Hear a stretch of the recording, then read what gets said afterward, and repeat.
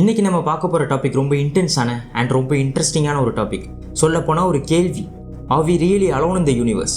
நம்ம இந்த பிரபஞ்சத்தில் தனித்து விடப்பட்டிருக்கோமா? நம்ம பூமியில் மட்டும்தான் உயிர்கள் வாழுதா? இல்லைன்னா நம்ம கேள்வி கேட்டுக்கிட்டு இருக்கிற இதே நேரத்தில் நம்மளை வேற யாராச்சும் வேறு ஒரு இடத்துல இருந்தோ, இல்லைனா வேற ஒரு கிரகத்தில் இருந்தோ, இல்லைனா அந்த பறந்து விரிஞ்ச பிரபஞ்சத்தோட இருட்டில் மறைஞ்சோ நமக்கே தெரியாமல் நம்மளை யாராச்சும் வாட்ச் பண்ணிகிட்டு இருக்காங்களா? இவ்வளோ பெரிய அண்டத்தில் நம்ம நிஜமாவே தனியாக தான் இருக்கோமா?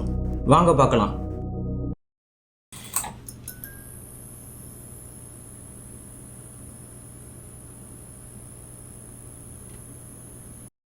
நம்ம ஸ்டார் சிஸ்டம், அதாவது நம்ம சன், அப்புறம் நம்ம சன்னை சுற்றி வர 8 planets like mercury, Venus, earth, இந்த மாதிரி நம்ம சன்னையும் அப்புறம் நம்ம சன்னை சுற்றி வர 8 பிளானட்ஸையும் உள்ளடக்கிய ஒரு சிஸ்டத்தை தான் நம்ம ஸ்டார் சிஸ்டம்னு சொல்கிறோம். நம்ம ஸ்டார் சிஸ்டம் லொக்கேட்டாக இருக்கிற கேலக்ஸியோட நேம் மில்கி வே கேலக்ஸி. நம்ம மில்கி வே கேலக்ஸியில் மட்டும் நம்ம ஸ்டார் சிஸ்டம் மாதிரி 10,000 கோடி ஸ்டார் சிஸ்டம் இருக்குது. சயின்டிஸ்ட்லாம் என்ன சொல்கிறாங்கன்னா, இந்த அப்சர்வபிள் யூனிவர்ஸில் மினிமம் 20,000 கோடியிலிருந்து மேக்ஸிமம் 2 லட்சம் கோடி கேலக்சிஸ் இருக்கும்னு சொல்கிறாங்க. ஃபஸ்ட் இந்த அப்சர்வபிள் யூனிவர்ஸ்னால் நம்ம என்னன்னு தெரிஞ்சுப்போம். நம்ம பூமியிலேருந்து இப்போ நம்ம வானத்தை நோக்கி பார்க்கோன்னா நம்மளால் பார்க்க முடிகிற டிஸ்டன்ஸ் தான் அப்சர்வபிள் யூனிவர்ஸ்னு சொல்லுவாங்க. இப்போ எக்ஸாம்பிளுக்கு நம்ம பூமியிலேருந்து ஒரு ரொம்ப பவர்ஃபுல்லான டெலஸ்கோப்பை வச்சு நம்ம வானத்தை நோக்கி பார்க்கோன்னா நம்மளால் ஒரு குறிப்பிட்ட டிஸ்டன்ஸில் இருக்கிற ஸ்டாரையும் கேலக்சியையும் மட்டும்தான் பார்க்க முடியும். அதை தாண்டி இருக்கிற எதையுமே நம்மளால் பார்க்க முடியாது. ஏன்னா நம்ம பூமியிலேருந்து ஒரு ஆப்ஜெக்டை நம்ம பார்க்கணுன்னா அங்கேருந்து லைட்டு ட்ராவல் ஆகி நம்ம எர்த்தை ரீச் பண்ணியிருக்கணும், நம்ம பூமியை ரீச் பண்ணியிருக்கணும். இப்போ எக்ஸாம்பிளுக்கு நம்ம சூரியன்லேருந்து பூமியை லைட் ரீச் பண்ணுறதுக்கு 8 நிமிஷம் ஆகுது. இந்த மாதிரி தூரத்தில் இருக்கிற ஸ்டாரோடையோ கேலக்சியோடையோ லைட்டு நம்ம பூமியை ரீச் பண்ணியிருந்தால் தான் அந்த ஸ்டாரையோ கேலக்சியையோ நம்மளால் பார்க்க முடியும். சப்போஸ் ரீச்சே பண்ணலைன்னா அந்த ஸ்டாரை கேலக்சியை நம்மளால் பார்க்க முடியாது. இந்த அப்சர்வபிள் யூனிவர்ஸில் மட்டுமே 20,000 கோடியிலிருந்து 2 லட்சம் கோடி கேலக்சிஸ் இருக்குது. இந்த அப்சர்வபிள் யூனிவர்ஸை தாண்டியும் கேலக்சிஸ் இருக்கலாம், ஆனால் நம்மளால் பார்க்க முடியாது அந்த கேலக்சிஸை. ஏன்னா லைட் நம்மளை இன்னும் ரீச் பண்ணலை. ஸோ இந்த அப்சர்வபிள் யூனிவர்ஸை மட்டும் கணக்கு பண்ணாலே கிட்டத்தட்ட நம்பர் ஆஃப் பிளானட் செப்டிலியனை தொடும்.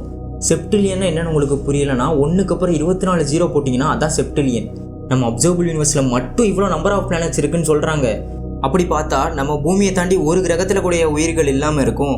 ஸோ நம்ம பூமியில் மட்டும்தான் உயிர்கள் இருக்குது, வேறு கிரகத்தில் உயிர்கள் கிடையாதுன்னு நினைக்கிறது நம்ம வீடு தான் உலகம், நம்ம வீட்டில் மட்டும்தான் மனுஷங்க வாழ்கிறாங்க, நம்ம வீட்டை தாண்டி வேறு வீட்டில் ஆட்களே கிடையாது, மனுஷங்க கிடையாது அப்படின்னு நினைக்கிறதுக்கு சமமாகும். சரி, அப்போ ஏலியன்ஸ் இருக்க சான்ஸ் இருக்குது, எல்லாம் ஓகே. அப்போ நம்ம இது வரைக்கும் ஏலியன்ஸ் இருக்கிற பிளானட்ஸ் ஏதாச்சும் கண்டுபிடிச்சிருக்கோமா அப்படின்னு கேட்டிங்கன்னா, ஆமாம், ஏலியன்ஸ் இருக்க வாய்ப்புகள் இருக்கிற ஒரு சில கிரகங்களை சயின்டிஸ்ட் கண்டுபிடிச்சிருக்காங்க. நம்ம சோலார் சிஸ்டத்தை தாண்டி மற்ற ஸ்டார் சிஸ்டமில் இருக்கிற பிளானட்ஸை தான் எக்ஸோ பிளானட்ஸ்னு கூப்பிடுவாங்க. ஸோ நம்ம சோலார் சிஸ்டம், அதாவது நம்ம சூரிய குடும்பத்தில் இருக்கிற 8 கிரகங்களை தவிர்த்து சயின்டிஸ்ட் 5000க்கும் மேற்பட்ட கிரகங்களை கண்டுபிடிச்சிருக்காங்க. இப்போ கண்டுபிடிச்சிருக்கிற 5000க்கும் மேற்பட்ட கிரகங்களில் பூமி மாதிரியே இருக்கிற ஒரு சில கிரகங்களும் இருக்க தான் செய்யுது. நம்ம பூமி நம்ம சூரியன்லேருந்து கரெக்டாக ஹேபிட்டபிள் ஜோனில் பிளேஸ் ஆயிருக்கு. ஹேபிட்டபிள் ஜோன்னா என்னன்னா, சூரியனை விட்டு ரொம்ப தூரமாகவும் இல்லாமல் ரொம்ப பக்கத்துலேயும் இல்லாமல் சூரியன்லேருந்து கரெக்டான பொசிஷனில் இருக்கிற கிரகத்தில் தான் தண்ணி லிக்விட் ஃபார்மில் இருக்கும். சப்போஸ் ஒரு கிரகம் சூரியனுக்கு ரொம்ப பக்கத்தில் இருந்துச்சுன்னா சூரியனோட வெப்பம் தாங்க முடியாமல் அங்கே இருக்கிற தண்ணியெலாம் ஆவியாக மாறிடும். அதுவே அந்த கிரகம் சூரியனை விட்டு ரொம்ப தூரமாக இருந்துச்சுன்னா சூரியனோட வெப்பம் பத்தாமல் அங்கே இருக்கிற தண்ணியெலாம் ஐஸாக மாறிடும். தண்ணி லிக்விட் ஃபார்மில் இருக்கிற கிரகத்தில் தான் உயிர்கள் உண்டாகிறதுக்கான சாத்தியக்கூறுகள் அதிகமாக இருக்குது. இந்த மாதிரி நம்ம சூரிய குடும்பத்துக்கு வெளியே கண்டுபிடிச்ச எக்ஸோ பிளானட்ஸில் நம்ம பூமிக்கு மிக நெருக்கமாக இருக்கிற ஒரு கிரகம் தான் ப்ராக்சிமா பி. இது நம்ம பூமியிலிருந்து 4.2 ஒளியாண்டுகள் தூரத்தில் இருக்குது. 4.2 ஒளியாண்டுகள்னு ரொம்ப பக்கத்தில் நினச்சிடாதீங்க.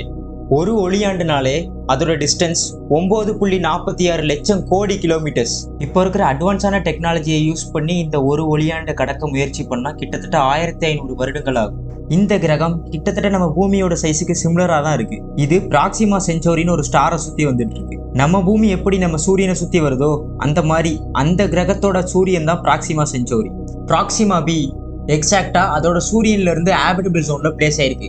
எந்த இடத்துல தண்ணி லிக்விட் ஃபார்ம்ல கிடைக்குமோ அந்த இடத்துல பெர்ஃபெக்டா பிளேஸ் ஆயிருக்கு. ப்ராக்சிமா பி அதோட சூரியனுக்கு டைடலா லாக் ஆயிருக்கு. டைடலா லாக் ஆயிருக்குன்னா அந்த கிரகத்தோட ஒரு சைடு எப்பவுமே அதோட சூரியனை நோக்கி பார்த்த மாதிரி தான் இருக்கும். அதே மாதிரி அந்த கிரகத்தோட இன்னொரு சைடு எப்பவுமே இருட்டாக தான் இருக்கும். சிம்பிளா சொல்லணும்னா அந்த கிரகத்தோட ஒரு சைடு எப்பவுமே பகலாக தான் இருக்கும். அதே மாதிரி அந்த கிரகத்தோட இன்னொரு சைடு எப்பவுமே இரவாக தான் இருக்கும். அந்த இரவா இருக்கிற சைட்ல எப்பவுமே சூரிய ஒளி படவே படாது. சயின்டிஸ்ட்லாம் என்ன சொல்றாங்கன்னா, இந்த 2 இடத்துக்கும் நடுவுல, அதாவது இந்த கிரகத்துல எந்த இடத்துல இரவும் பகலும் சந்திக்குதோ அந்த இடத்தோட கண்டிஷன்ஸ் உயிரினங்கள் வாழ்றதுக்கு சாதகமான இடமா இருக்க சான்ஸ் இருக்குன்னு சொல்லிட்டு சொல்றாங்க. சப்போஸ் இரவும் பகலும் சந்திக்கிற அந்த இடத்துல தண்ணி லிக்விட் ஃபார்ம்லையும் அது மட்டும் இல்லாம அங்க உள்ள கண்டிஷன்ஸும் பெர்ஃபெக்டா இருந்துச்சுன்னா அங்க உயிரினங்கள் வாழ்றதுக்கான சான்சஸ் ரொம்ப ரொம்ப அதிகம். Next TRAPPIST-1 system. இந்த ஸ்டார் சிஸ்டம் 7 கிரகங்களை உள்ளடக்கியது. அதுல 3 கிரகங்கள் ஹேபிட்டபிள் ஜோன்லயே இருக்கு. இந்த ஸ்டார் சிஸ்டத்தை கிட்டத்தட்ட நம்ம சோலார் சிஸ்டமோட மினி வெர்ஷன்னே சொல்லலாம். ஆனா அங்க இருக்கிற கிரகங்கள் எல்லாம் ரொம்ப பக்கத்துல இருக்கு. அப்போ இங்க இருக்கிற கிரகங்கள்ல ஏதாச்சும் ஒரு கிரகத்துல போய் இங்க நின்று வானத்தை பார்த்தீங்கன்னா மற்ற கிரகங்கள்லாம் ரொம்ப பெருசா பிரைட்டா வானத்துல தெரியும். இந்த ஸ்டார் சிஸ்டத்துல பூமி மாதிரியே இருக்கிற 3 கிரகங்கள் அதோட சூரியனை ஹேபிட்டபிள் ஜோன்லயே சுத்தி வருது. ஸோ இந்த 3 கிரகங்கள்ல ஒரு கிரகத்துல கூடிய உயிர்கள் இல்லாம இருக்கும். மேபி இந்த 3 கிரகத்துல கடல்கள் இருக்கலாம், உயிரினங்கள் கூட இருக்கலாம். இல்லைன்னா ஏன் அட்வான்ஸான ஏலியன் சிவிலைசேஷன் அந்த 3 கிரகத்திலையும் கூட இருக்க சான்சஸ் இருக்கு. அந்த 3 கிரகத்துல இருக்கிற ஏலியன்ஸ் ஒருத்தருக்கு ஒருத்தர் தன்னோட கிரகத்துல இருந்து இன்னொரு கிரகத்துக்கு கம்யூனிகேட் பண்ணிட்டு கூட இருக்கலாம். நம்ம பூமியில இந்தியால இருந்து வேற ஒரு கண்ட்ரிக்கு டூர் போற மாதிரி அந்த ஏலியன்ஸ் அவங்களோட கிரகத்துல இருந்து இன்னொரு கிரகத்துக்கு கூட டூர் போயிட்டு இருக்க கூட சான்சஸ் இருக்கு. அடுத்து கெப்லர் 452b. நம்ம பூமியில இருந்து 1400 ஒளியாண்டுகள் தூரத்துல இந்த கிரகம் இருக்கு. இந்த கெப்லர் 452b பூமியோட ஓல்டர் கசின்னு கூட கூப்பிடுறாங்க. இந்த கிரகம் நம்ம பூமிக்கு ரொம்ப ரொம்ப சிமிலரான ஒரு கிரகம் தான். சைஸ்லயும் சரி, அது சுத்தி வர அதோட சூரியன்லயும் சரி, அதோட சூரியனும் நம்மளோட சூரியனும் கிட்டத்தட்ட சிமிலரா தான் இருக்கு. அண்ட் இது பெர்ஃபெக்டா ஹேபிட்டபிள் ஜோன்லயும் கூட லொக்கேட் ஆயிருக்கு. இந்த கெப்லர் 452b ஏன் இவ்வளோ ஸ்பெஷல்னா அதோட வயசு தான். இந்த கிரகத்துக்கு நம்ம பூமியை விட 1.5 பில்லியன் இயர்ஸ் வயசு அதிகம். இப்போ சப்போஸ் அங்கே லைஃப் இருந்துச்சுன்னா நம்ம பூமியில இருக்கிற லைஃபை விட 1.5 பில்லியன் இயர்ஸ் அட்வான்ஸா இருக்கும். ரொம்ப இன்டெலிஜென்ட்டாகவும் இருக்கும். மனிதர்களால் யோசிச்சு கூட பார்க்க முடியாத அளவுக்கு டெக்னாலஜிஸை அங்கே இருக்கிற ஏலியன்ஸ் அங்கே உருவாக்கி வச்சிருக்கலாம். இல்லைனா அங்கே இருந்த ஏலியன்ஸ் நம்ம பூமியில் எப்படி டைனோசர்ஸ் வாழ்ந்து ஒரு எரிக்கல் மோதி அழிஞ்சு போச்சோ அதே மாதிரி அங்கே இருந்த ஏலியன்ஸ் ஏதோ ஒரு எரிக்கல் மோதியும் இல்லைனா வேற ஏதோ காரணங்களாலையும் அழிஞ்சு கூட போயிருக்கலாம். என்னதான் நம்ம ஆயிரக்கணக்கான கிரகங்களை ஹேபிட்டபிள் ஜோனில் கண்டுபிடிச்சாலும் நம்ம இன்னும் ஏலியன்ஸை பார்க்கவும் இல்லை, அவங்க கிட்ட இருந்து வந்த சிக்னலை நம்ம இது வரைக்கும் கேப்சர் பண்ணதும் இல்லை. இந்த யூனிவர்ஸ் நம்ம நினைச்சு பார்க்கறத விட ரொம்ப ரொம்ப பெருசு. இவ்வளோ நட்சத்திரங்கள் இவ்வளோ கிரகங்கள் இருக்கும்போது அது எல்லாம் போக இவ்வளோ கிரகங்கள் உயிர்கள் வாழ்றதுக்கு சாதகமா இருக்கிற ஹேபிட்டபிள் ஜோன்லயும் இருக்கு. அப்போ இந்த மாதிரி ஏதோ ஒரு கிரகத்துல உயிர்கள் உருவாகி இருக்கலாம்னு சொல்லி நினைக்கிறது லாஜிக்கல் தான். ஆனா இந்த யூனிவர்ஸ்ல உயிரினங்கள் காமனா இருந்துச்சுன்னா, நிறைய கிரகத்துல ஏலியன்ஸ் இருந்துச்சுன்னா ஏன் இன்னும் அவங்க நம்மளை கான்டாக்ட் பண்ணல? சயின்டிஸ்ட்லாம் இதுக்கும் சில காரணங்களை சொல்றாங்க. நம்மளோட நியரஸ்ட் ஸ்டாரான ப்ராக்சிமா சென்ச்சௌரிக்கு நம்ம இப்போ இருக்கிற டெக்னாலஜி வச்சு போகணும்னா கிட்டத்தட்ட 6500 ஆண்டுகள் ஆகுது. நம்ம பூமியிலேருந்து ஏதாவது ஒரு சிக்னல் அனுப்புனாலும் இவ்வளோ ஆண்டுகள் ஆகும். அப்போது இந்த தூரமே நம்ம ஏலியன்ஸை கான்டாக்ட் பண்ணுறதுக்கு ஒரு தடையாக இருக்கலாம்னு சொல்கிறாங்க. மனிதர்கள் இப்போ பூமியிலேருந்து ரேடியோ சிக்னல்ஸ் இந்த மாதிரி சிக்னல்ஸை தான் அனுப்பிட்டு இருக்கோம். ஆனால் ஏலியன்ஸ் ரொம்ப ரொம்ப டெக்னாலஜிக்கலாக அட்வான்ஸ் ஆகி மனிதர்களால் அண்டர்ஸ்டாண்ட் கூட பண்ணிக்க முடியாத அளவுக்கு டெக்னாலஜியை வச்சு நமக்கு ஏதாவது சிக்னல் அனுப்புனா நம்மளால் எப்படி அந்த சிக்னலை டிடெக்ட் பண்ண முடியும்? மனிதர்கள் தான் முதல் அறிவார்ந்த உயிரினங்களா இருக்க கூட சான்சஸ் இருக்கு.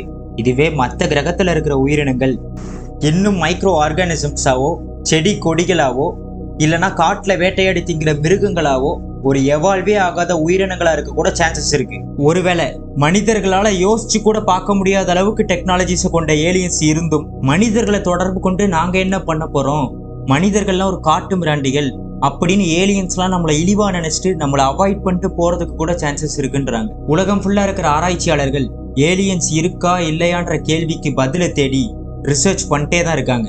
நாளுக்கு நாள் ஜேம்ஸ் வெப் டெலஸ்கோப் மாதிரி பவர்ஃபுல்லான டெலஸ்கோப்லாம் யூஸ் பண்ணி எக்ஸோ பிளானட்ஸ்லாம் கண்டுபிடிக்கப்பட்டுட்டே தான் இருக்கு.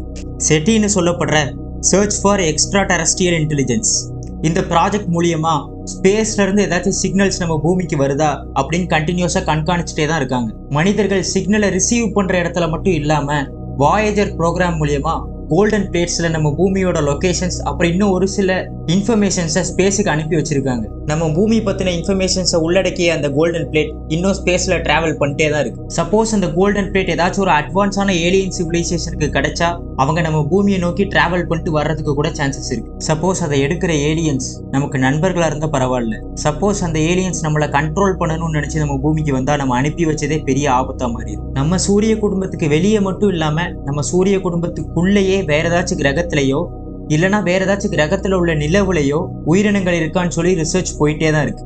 செவ்வாய் கிரகத்துல ஏதாச்சும் மைக்ரோ ஆர்கானிசம்ஸ் இருக்கா இல்லைன்னா கோடிக்கணக்கான வருஷங்களுக்கு முன்னாடி ஏதாச்சும் உயிரினங்கள் செவ்வாய் கிரகத்துல வாழ்ந்து இப்ப அழிஞ்சு போயிருச்சா? இந்த மாதிரி கோணத்துல ஆராய்ச்சிகள் நடந்துதான் இருக்கு. ஜூபிட்டரோட நிலவான யூரோப்பாலையும் சாட்டனோட நிலவான என்சிலடஸ்லயும் இந்த 2 நிலவோட சர்ஃபேஸ்க்கு கீழே கடல்கள் இருக்கு. அந்த கடல்கள்ல மைக்ரோ ஆர்கானிசம் இருக்க சான்சஸ் இருக்கா? இந்த மாதிரி கோணத்திலையும் ஆராய்ச்சிகள் நடந்துட்டு தான் இருக்கு. அதனால அடுத்த வாட்டி வானத்துல இருக்கிற நட்சத்திரங்களை பார்க்கும்போது ஞாபகம் வச்சுக்கோங்க, நம்ம நட்சத்திரத்தை பார்த்துட்டு இருக்கிற அதே நேரத்துல நம்ம பார்க்குற நட்சத்திரத்துல இருந்தே ஒரு ஏலியன்ஸ்லாம் இருக்கா அப்படின்னு நம்ம கேட்டுக்கிட்டு இருக்கிற அதே கேள்வியை கேட்டுட்டு வானத்தை கூட பார்த்துட்டு இருக்கலாம். மனிதர்கள் ஏலியன்ஸ் இருக்குன்னு ஆதாரத்தோட கண்டுபிடிக்கிற வரைக்கும், இல்லைன்னா நம்ம கண்ணாலேயே அந்த ஏலியன்ஸை பார்க்குற வரைக்கும் ஏலியன்ஸ் இருக்கா அப்படின்ற கேள்வி ஒரு விடையில்லாத கேள்வியை நம்மளை தொடரும்.